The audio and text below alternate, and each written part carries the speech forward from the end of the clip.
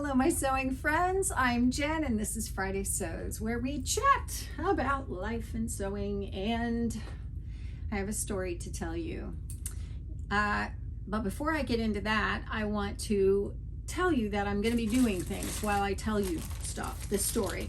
And so I thought, well, I'll just do this while I talk to you.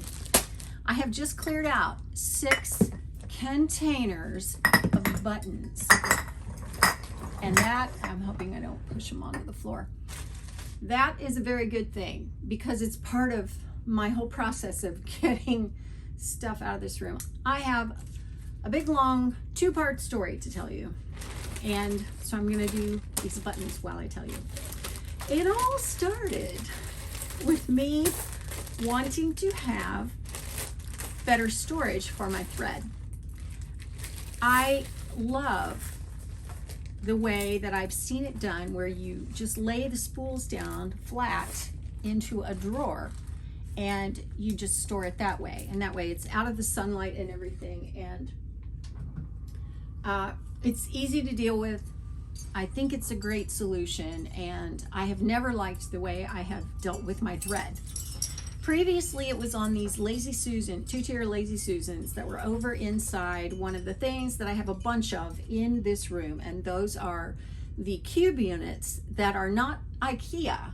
They're cube units that you can get at any big box store, and they are 3 across and 3 down. So it's like 9 boxes that are a little less than a foot, and that's because of the width of the boards that they use to do it, and they're 3 feet across and 3 feet tall. Okay, important to remember. Okay, well, I stored my thread that way for a while because I wanted to be able to see it, but I needed to corral it. So then I saw where somebody had a big, long, wide drawer under our work table. And then I realized I came to find out that those are made by Husky Lock. And so I thought, okay, well, I don't want to get a new table because I love this table so much. So much. I cannot rave enough about this table. Solid bamboo top. It's got steel legs and a big brace that goes down the center of it, and it automatically goes up and down. You can make it go up, or you can make it go down, or you can make your wind chimes make all kinds of noise. Okay, well, anyway, you get the idea. It's made by Flexi Spot, and I love those people because they are really great in terms of a company, a small company. I really like them, and they sell all kinds of stuff. So I thought, well, okay, I researched and researched and researched, and I thought, okay, I cannot have one big wide drawer because they don't make the replacements for the Husky Lock workbench, or I don't know, couldn't find one. So I thought, well, all right, what can I find? I found smaller ones. They're not as wide as the table or as wide as I wanted, but they are wide enough. They're about 18 inches, and I thought, well, I could put 3 of them under the table, or the table here, and that'd be great. I ordered them back in, gosh, when was that? Black Friday? I ordered these drawers, and I thought, okay, I was kind of on a binge, kind of ordering things to make my sewing room better. I also ordered a big mat that was the size of this table. This is my work table, which I'll get to in a minute. So I ordered these drawers, and they came fairly quickly, and I thought, okay, well, sorry for the noise, I'm not going to deal with that right now because it's Christmas, it's December, there's too much going on, so I'm not going to deal with it now. So I didn't. I let them sit there, and then when I got back from Christmas, the holidays, everything calmed down. It was January, beginning of this month, and I thought, okay, well, now I will start doing stuff with them, like install them. What a concept. Sorry, I had to get more buttons. So, thank God I had the presence of mind to decide in January, earlier this month, when I was going to install them. I opened one of the boxes up. I had 3. And I took the instructions out and I read the instructions. And they said, if you are installing these at the same time you are setting up your table, it's best to install them while the table is upside down. And I thought, oh, I am so glad to know this. I never would have remembered that. I don't know what I do. I think I want to keep those. Those are special. I never would have thought of that. And here I would have been struggling to, you know, hold the drill like this and try and do the whole thing from under the table. And I thought, really smart to flip the table over. So I called my daughter in and we flipped over the table and it was all good. The thing weighs a bazillion pounds. Not kidding, a bazillion. So I decided then, okay, this is going to work. Got one of the drawers out, laid it face down, because that's how you have to install them, and realized while it is great this way in terms of depth, yeah, it's great that way. That's why it's called a pencil drawer. It's like on computer desks where you pull the drawer out and, you know, you've got that shallow little drawer. Great this way. I could line them all up and perfect. But there's a bar, like I said, that goes, steel bar that goes down the center of that table, and it was about, the drawers were about that far shy of that bar. That's prime real estate for me to put my thread in. And I thought, I did not know that this was going to be this like shallow. You know, I thought it was going to be like bigger. So I got hold of FlexiSpot and I said, these are not going to work for me. And they were very gracious about it. And they said, no problem, you can return them. And so in the meantime, I went on Amazon to the rescue. Don't we all feel like that? And I found some that would work. Actually, they're these. And they were deep enough this way and, you know, everything else. So I ordered them and I'm thinking prime shipping, good. They'll be there in 2 days. No, I ordered them on a Wednesday. And they said, no, they won't be coming in until Monday. Okay, so at this point, the table is upside down and everything has been moved out because I had to take the big fancy sewing machine and gently put it down on the floor with a cover on it. And I went to a lot of trouble to not, you know, mess it up. And then I also moved everything else out in this whole area. So half of my sewing room is out in the other room. It's out like in the living room. And my husband said nothing. Oh, God bless him. So I thought, well, Friday Sews, I need to film in there. What am I going to do? And then I thought, I can't. I just can't, because I also had to move this table back out of the way. And it was just not going to work. So I didn't want to put it all back together only to have to tear it all apart again on Monday. So the drawers came actually on Tuesday and I went into a bit of a panic thinking, why aren't they here? Why aren't they here? But they came, it was fine.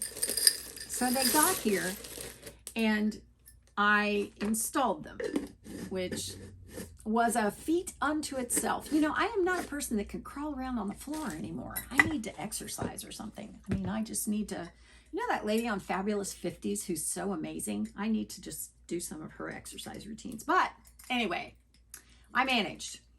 So I got the drawers installed, got all my thread moved in there, freed up some other things to put some other areas over there that the thread had been in, or put scraps in. And I started clearing things out. Okay, well, when this was turned upside down, in order to get back in here to do it, I had moved everything out. Like I said, half the sewing room was out in the living room, but I also, this table, had to shove it back out of the way. Okay, this table is made up of 4 of those 9 cube units, and they are 3 feet across and 3 feet tall. So the table is 5 by 3, and that is because the 2 end units are 3 feet across, and then I have 2 of the units that are in the middle of those 2, so they're 12 inches deep. So I've got 12 inches here, 3 feet, and then another 12 inches, so that makes it 5 feet across and 3 feet across. Okay, are you following me? Are you still with me? But here's the thing. Back around the time that I decided that I would get those drawers, I decided I wanted one mat that covered the entire surface of my table. My table is made from those units and also from a closet door that I took and I put cork on top and then I put wood edging all around. The problem is that the wood edging comes over the top, just about 1/4 of an inch over top of the edge of the table. And so I have 2 mats that are 3 feet by 2 feet. And the 3 feet that the table is just about 1/2 an inch shy of 3 feet. And so my mats won't lay flush on it. So I thought, oh, fine, I'll just get a mat that's the same size as the table.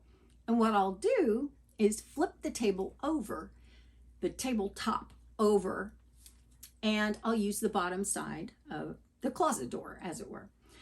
So what I had forgotten is that I put 2 pieces of particle board, 2 like squares of particle board. I glued them to the bottom part of this tabletop. And I did that because I didn't want it sliding around. And putting those 2 pieces of wood there, they bump up against these 2 side units. And so it can't go any further and it stops it from sliding around. So when I flipped it over, I thought, oh shoot, I forgot those were on. So I pried them off, no big deal. Didn't care what the top looked like because I was going to put this mat on top. So I did, I put the mat on top and guess what? It slid all around. And I tried all kinds of ways to make it not do that. Hot glue, little grippy things, nothing worked. And so also, it's not a self-healing mat. And I thought, I don't even like the way it looks. You know, I love the look of the cork here and the finished edge. And I thought, well, that didn't work. So I decided I'll flip it back over and just use the other side again. And we'll just put it back the way it was. I was happy with that. But when I put it back the way it was, I did not put those pieces of wood onto the bottom side of the table. So every time I bumped it against it, it slid around. It was driving me crazy. So when this was all a mess and I had to scoop this out of the way over there to fix it, to make room, I thought, you know what? I'm going to take the time now to put those pieces of wood back on so that this thing doesn't slide around anymore. So by some monumental miracle, I went out in the garage and found those pieces of wood. I cannot believe that I found them, but I did. Miracle of miracles. And I got those things, and I got my Gorilla Glue, my wood glue, and I came in, and thank God I had marked out when I did it the first time where those things go. And I put the 2 pieces of wood, I glued them back on, and then when this was done, I flipped this back over, and now it doesn't slide around. Yay. The moral of that story is do not forget to put it back the way you found it. I could have saved myself the sliding around problem. But now I have these beautiful drawers. They're full of thread, and I have this beautiful table that is back to the way it used to be. And I've cleared out this whole cube unit that had just stuff in it. Stuff like this. This is a bag full, oh, if you could see this table right now. A bag full of, these are actual book covers. And I made them and sold them in an Etsy shop. And they're really nice because they're waterproof. They have a pocket in the front if you want to put like a pen and a notepad or something like that. They have a Scotch Guard coating on them, and the lining is ripstop nylon, so it's waterproof too. And you can slide a book in or a tablet or whatever you have. And it's got a little magnet at the top to hold it closed. Well, I sold these in my Etsy shop, and then I just started this YouTube channel. I got more into this, and I didn't have time for this anymore. So these are just the leftovers that didn't get sold in the Etsy shop. And then I've got all of the stuff that I used to make them. Like, where did it go? This.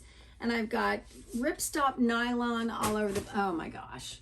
You know what? You don't need to hear about all that. So I've got a lot of stuff out of here. And last night I was standing in here and my alarm went off. My alarm goes off every night at 8:55 because if it doesn't, I will stay in here until 3 in the morning and I will do stuff, and I will do it when I'm tired, and I will make mistakes, and I know that. And I also know that if you have some degree of ADHD, which I do have, you have to set up cues for yourself to be able to stop what you're doing, quit being so fixated, and go do the other things that you need to do. And for me, that is go to bed. I'm still not in bed till 10 or 10:30, but you know, I try. So my alarm went off, and I was so glad when it did, because I had been looking at my watch. Oh my gosh, it's only 7:30. It's only 8 o'clock. I was so overwhelmed. And when you're overwhelmed like that, you're so impeded by your own self. You get in your own way because you're tired. And the enormity of the whole thing bogs you down. When I say I'm going to de-stash in here, I'm not just talking about the 2-hour process of going through my fabrics and saying yes, no, yes, no, yes, no. I'm talking about scraps, which there are a lot of. I'm talking about buttons. I'm talking about books. I'm talking about patterns. I'm talking about all the notions that I have around. Scissors, seam rippers, name it. I've got 4 of them, at least, if not 10. And it's just too much. So I got really worn down, and I just couldn't do it anymore. So my alarm went off, and I was really happy, and I got out of here, and I thought, okay, tomorrow's another day. I'll have fresh eyes and new energy, and I do. So that's good. But it's been a process, and I was not with you last week because I had this entire place torn apart. It was a complete disastrous mess. So it's all been a huge mess in my brain. So sometimes it's like that. And then I go to bed, I wake up, and it's a new day, and his mercies are new every morning, and it's a new morning, and okay, let's take on this day. And so I went thrifting a couple of days ago. That was kind of fun, just to get out of the house. And it's Florida again. Thank goodness. It's going to get cold again, I think, next week. But finally, we're back in the 70s and 80s. Yes. So I went thrifting, and I found this. I think it's a baby French terry. Is that a thing? I don't know exactly, but it's a nice piece of fabric. It's about 2.5 yards, and it feels soft, almost like a hachi knit. And I thought I would like this for a cardigan. I have a specific purpose in mind for this fabric. I made sure that I did. And so I picked this up, and then this is all Christmas stuff that needs to be put away. And then I picked up 2 patterns. Yeah, I know on the patterns. And when I say I know, I'm talking to myself, really. Y'all know that I'm talking to myself because, yeah. Anyway, I picked up Style 2282. This is from 1993. It's a beautiful little dress, and then it's also a top and a skirt, which is the same. Actually, it looks like the dress, but color blocked. So, I just thought it was really pretty, and it's very me. So I picked that up. And then I also picked up Butterick 6079 from 1999. And I like this because it's a great wardrobe pattern. I like the duster most of all. That's what caught my eye. I like the top. I like the pants okay. I don't know. They feel like, I don't know. I am a grandma. I am. But they feel like 90-year-old lady grandma pants. And that's fine. I will probably wear those kind of pants when I get older. I might, if they're comfortable. I don't know. I'll probably wear dresses still, but I have nothing against that. But I don't like that kind of pant. And I also think that this, the way that these were made back in the 1990s, the late 1990s, are probably not a sort of style that is going to fit my body without a lot of alteration. So, okay, the pants are okay. The skirt, no. No, it is an elastic waist skirt that goes straight down. No, that looks terrible on me. That is not why I bought this. I bought it for the t-shirt and the duster, and the t-shirt and the duster. So I do like it. I think I do not have a specific fabric in mind for this, but I have fabrics that I know I can use for this. So this will not be one of the patterns I get rid of, and neither will this. But I will have patterns that I do get rid of. Now, in terms of new things that I have on deck to make, I have 3 wicker baskets here, and they are all full of project bags that look like this. This is full of scraps for quilting because I hope to be doing a lot of that in 99 in 2024. Oh man, I don't even know what year it is. I just looking at those makes me overwhelmed. Now I did go through I went through 2 of them and just kind of organized, put things in the project bags with the pattern, and I'll go through them as I have time, and I will decide whether or not I want to make that still, or if it just needs to go by the wayside. I don't know. In the meantime, I pulled this out of my closet. This is the cutest little dress. It's a sundress. I made it from rayon that came from Minerva. It's got tears on the bottom with ruffles, but the top of it, this neckline comes down too low, and I don't know what I'm going to do about that. And I was thinking I would probably just have to order a couple more yards of this until when I was reorganizing my scraps last night by fabric content instead of color, I thought I had some left, and I do. So I'm not sure if I can. If you have some ideas about this, let me know, because I may be able to just make a wider bias binding on it. Just make it, a couple of inches wide, and that would raise it up enough, I think. I don't know. I've got to think about it. And then I've got this, and this is weighing on my mind. It's, again, fabric from Minerva, and it's a dress that has a sarong in the front. Very pretty dress, but I didn't like how it was all one color, and so I had this. This is actually a dress that I thrifted and decided to use the skirt for the front of it. And, it does go with it. I mean, obviously. But I don't know if I want to go to the trouble. And that's a big consideration.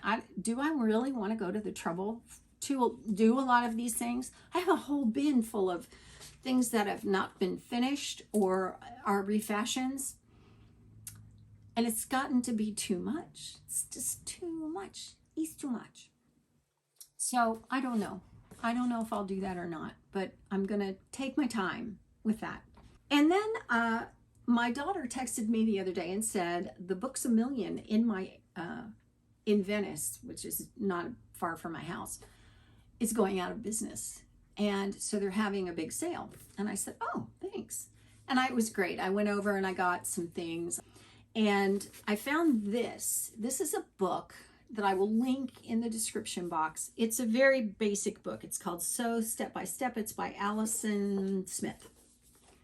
And it's a great book. If you're learning to sew, this is a really good book for you. This has just got a whole lot of stuff in it that I don't need. I've been sewing for too many years to need this book. But it's got equipment and notions. It has kinds of feet that, are available for some sewing machines. This was what caught my eye. It has fabrics listed, how you use them, what they're for, what they feel like, how you care for them. And I thought that was really, really helpful. And then it's got a whole lot of other stuff: gathering, elastic, pockets, button loops, buttonholes, lace, stitches, various, you get the idea. It's got all kinds of stuff in it. And I thought this is the kind of book that I would want to have on hand in case I was teaching one of my kids to sew, or if I need ideas to talk about on this channel. I thought, yeah, I'm going to go ahead and get that. So I did. That's all of it. That's me dumping out everything that's been happening so that you're all caught up now and you know why I've been gone and where I've been, what I've been doing.